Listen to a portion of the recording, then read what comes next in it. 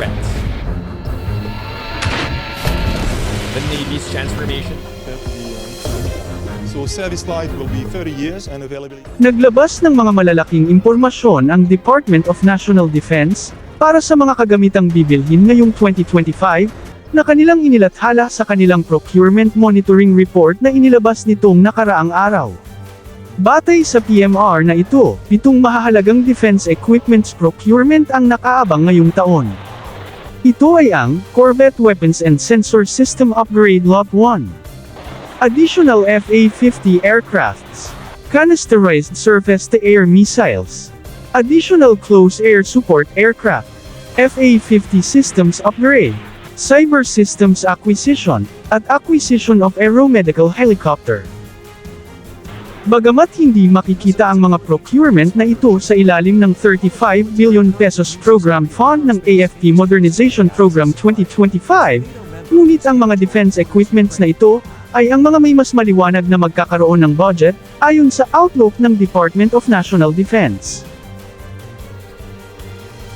Ang Corvette Weapons and Sensor System Upgrade Lot 1 ay ang mga surface-to-air missile system para sa dalawang Malvar class, na bibilhin mula sa MBDA ng France, na confirmation na rin ito mula sa Department of National Defense, na BLMICA na nga ang air defense system ng dalawang bagong guided missile frigates na ito. Ito rin ay nagpapakita, na pagdating ng BRP Miguel Malvar ngayong taon, ay wala pang maitikargang air defense missile sa kanya, dahil gagawin pa ang mga missile na ito ng MBDA ng France, maliban na lamang kung may nakahanda na ang MBDA sa acquisition na ito, na medyo malabong mangyari. Kasama din sa acquisition project na ito, ay ang 35mm ammunition acquisition mula sa Aselsan ng Turkey, para sa Gukdenis close-in weapon system na nakakabit na sa dalawang Malvar class. Ito rin ay nangangahulugang wala pang mga bala ang Gukdenis CIWS ng BRP Miguel Malvar, pagdating nito sa bansa. Tayo ay umaasa na lamang, na sana, ma-deliver na ang mga ito, bago official na pumasok na sa serbisyo ng Navy ang BRP Miguel Malvar. Halos 8 bilyong peso ang inilaan para lamang sa mga missiles at mga bala na ito. Pangalawang project, ay ang additional na isang squadron, o 12 na bagong version ng FA-50 aircrafts, ang Block 20. 40 billion pesos ang halaga ng isang squadron ng FA-50 Block 20, na idadaan ito sa government-to-government deal, dahil follow-on order ito ng bansa mula sa KAI ng South Korea, kaya di na ito nangangailangan ng public bidding. Tayo ay naniniwalang ang 10% down payment para sa project na ito, ay magmumula sa capital outlay ng Department of National Defense. Isinapilal na ng DND ang terms of reference ng acquisition na ito, at ang notice of awards ay maaring lalabas na di magtatagal.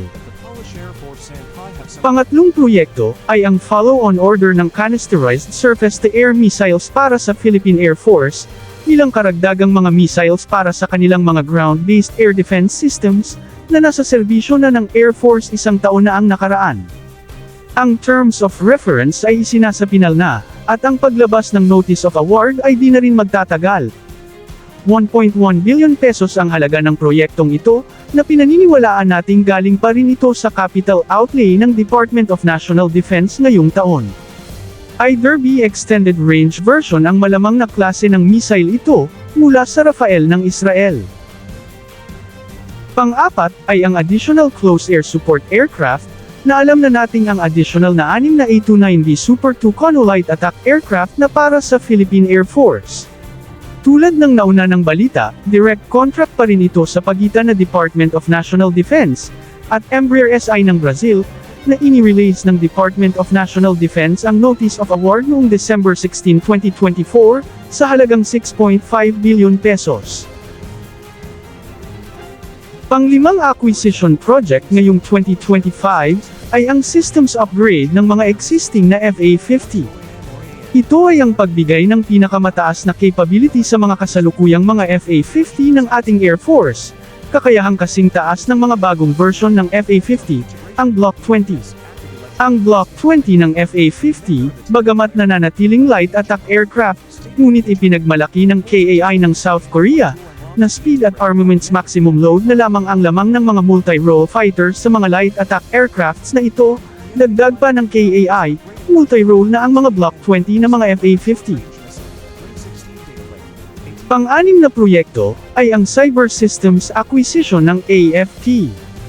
Bagamat hindi masyadong nakakawaw sa iilan, ngunit ang anti-cyber attack, sa kabila ng limitadong pera para sa AFP Modernization Program, ay isa sa pinagsisikapan ng AFP na mapalakas, dahil dito rin, ay araw-araw kundi man oras-oras ang ginagawang pang-aatake ng China sa ating bansa. Ang project na ito, ay naglalayong magkakaroon ng mas malakas na kakayahan ng AFP Cyber Warfare Division, na magsagawa din ng mas malawakang cyber attack sa kaninumang bansa, na umaatake sa atin gamit ang cyber warfare. Pang-pitong proyekto, ay ang acquisition of aeromedical helicopter.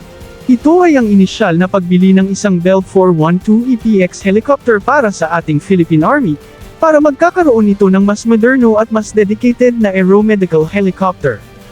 Bagamat mas marami pang mga ganitong helicopter ang kailangan ng Philippine Army, may mga impormasyon na hindi na ito iasa sa AFP Modernization Program Annual Allocation, dahil unti-unti na lang itong bibilhin ng Department of National Defense gamit ang kanilang annual capital outlay, isang hakbang na sinasang-ayona ng higit na nakakaraming mga defense enthusiasts.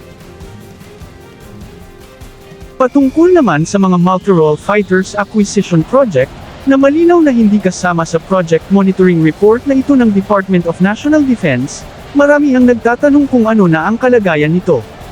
Para sa kaalaman ng lahat, ay wala pang official na statement or information na inilabas ang Department of National Defense patungkol sa update ng project na ito, maliban sa paulit-ulit nilang sinasabing, dadaan nila sa soft loan ang pag-allocate ng pera para sa proyektong ito, at naniniwala tayong mananatiling ganon ng ating Department of National Defense.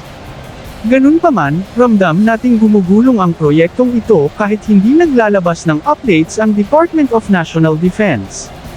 Sa mga naglalabas ang mga acquisition ng DND ngayon, para sa atin, ito ay malinaw na indikasyon, na di porket wala tayong balita, ay wala nang ginagawa ang pamunuan ng DND.